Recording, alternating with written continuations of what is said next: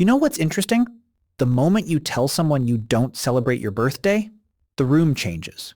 They pause, they look at you a little differently, and then comes the question, almost every time, why not? Like you just rejected something fundamental, like you opted out of being human. Because in most people's minds, birthdays aren't optional. They're expected, celebrated, documented, and if you're not doing any of that, something must be off. But here's the thing nobody really talks about. Not celebrating your birthday doesn't automatically mean you're sad. It doesn't mean you're lonely, and it definitely doesn't mean something is missing in your life. But it does mean your relationship with meaning, attention, and identity might be very different from most people. And once you understand why, you'll never look at it the same way again. Let's start with something subtle. For most people, a birthday is a mirror. It reflects back how much people care about you, who remembered, who reached out, who showed up. It's not really about the cake. It's about confirmation. Psychologists describe this as external validation anchoring. It's when your sense of worth becomes tied, at least temporarily, to how others respond to you. One day, one measurement. Now, for some people that feels good, reassuring even. But for others, it feels uncomfortable, because when you rely on a single day to feel valued, you also risk the opposite. Silence, forgetfulness, disappointment. So what do certain people do? They remove the system entirely, not because they don't want to feel valued, but because they refuse to measure it that way. Now here's where it gets interesting. There's a group of people who don't celebrate their birthday because their brain prioritizes continuity over milestones. To them, life isn't a series of highlighted events. It's a flow, a long, uninterrupted timeline where one day doesn't suddenly become more meaningful just because the calendar says so. Cognitive researchers call this a low temporal segmentation mindset, which basically means they don't divide their life into special days and ordinary days. Every day holds equal weight. So when someone says, wait, you're not doing anything for your birthday? Their honest answer is, why would I treat this day differently from the rest of my life? It's not indifference. It's consistency. But not everyone gets there the same way. Let me show you something. Imagine this. You're a kid. It's your birthday morning. You wake up a little earlier than usual. There's a quiet kind of excitement. You don't say it out loud, but you're waiting for something. A surprise, a moment, a feeling, and maybe it comes. Or maybe it doesn't land the way you thought it would. Maybe people forget. Maybe it feels rushed.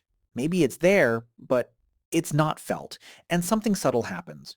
You don't make a big deal out of it. You don't complain. You just adjust. The next year, your expectations are lower. The year after that, even lower, until eventually your brain learns something powerful. Don't build emotional weight around one day, not out of pain, but out of adaptation. Psychologists refer to this as emotional downregulation learning. Your brain isn't shutting down, it's optimizing. But here's where things split. Because for some people, not celebrating is clarity, and for others, it's protection. There's a difference. Some people genuinely don't need the attention. They don't feel more valuable when others acknowledge them because their sense of self isn't built on those moments. Their identity is internal, stable, not easily shaken by who remembered a date. These are people who often score higher in what's called self-concept independence. Their worth isn't reactive. It doesn't spike, and it doesn't crash. It just is. But then there's another group, and they look exactly the same on the outside. They also say, it's just another day. They also avoid celebrations. But internally, it's different, because for them, it's not that the day means nothing. It's that it might mean too much. There's a quiet thought underneath it all. What if I let myself care? And it doesn't feel the way I hoped. So instead of risking that, they detach. Psychologists call this anticipatory emotional avoidance. You avoid the experience not because it's meaningless, but because it has the potential to disappoint you. And avoiding disappointment feels safer than hoping. Now here's something most people never realize. Birthdays force you into a kind of spotlight, even if you don't want it. Messages, calls, attention. And for some personalities, that feels unnatural. People who are more introspective, more private, often experience what's known as stimulus sensitivity to social focus. Too much attention doesn't feel rewarding. It feels overwhelming. They don't want to perform happiness. They don't want to respond to dozens of messages. They don't want their identity reduced to a single day of interaction. So they opt out, quietly. Not because they don't appreciate people, but because they prefer connection on their own terms. And then there's one more layer, meaning. For some people, birthdays represent celebration. For others, they represent time, passing, changing, moving forward whether you're ready or not. And people who think deeply about life don't always find that comforting. They're more aware of time, more aware of where they are and where they're not. So instead of celebrating the number, they reflect on the direction. And sometimes that doesn't feel like a party. So what does all of this actually mean? It means that not celebrating your birthday isn't one thing. It's not a single explanation. It can be emotional adaptation, internal stability, quiet independence, or subtle self-protection. Sometimes all at once. But the biggest misunderstanding? People assume celebration equals happiness.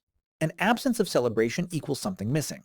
But that's not always true, because some people don't need a specific day to feel valued. They don't need reminders, they don't need rituals. They've built something quieter, something more constant. So the next time someone asks you, why don't you celebrate your birthday? You don't need a complicated answer. Because the real answer isn't simple anyway. It's layered, it's personal, and it says more about how you experience life than any party ever could. This is the Psychology Vault, and if this made you see yourself a little more clearly, there's a lot more waiting for you.